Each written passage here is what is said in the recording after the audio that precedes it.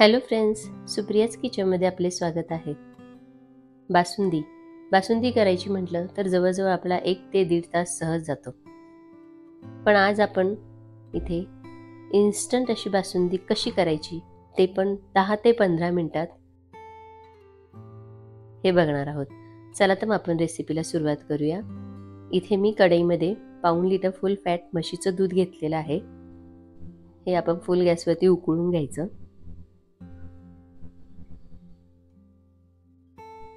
दूध उकळलं की पळीने एकदा हलवून घ्यायचं आणि गॅस फुलच ठेवायचा.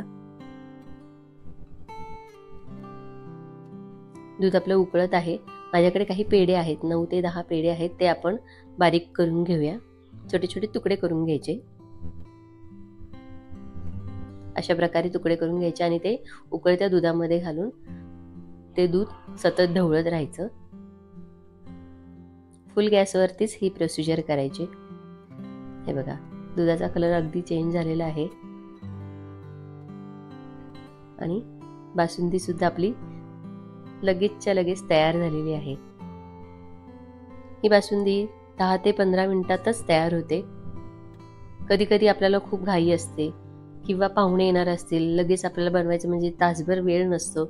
अशा वेळेस आपण ही इन्स्टंट रेसिपी नक्की करू शकतो. वरून थोडेसे ड्रायफ्रुट्स घालायचे. तुम्ही सुद्धा ही रेसिपी नक्की करून बघा. तुम्हाला माझी रेसिपी आवडली असेल तर माझ्या चॅनलला लाईक, शेअर आणि सबस्क्राईब करायला विसरू नका. थँक्यू.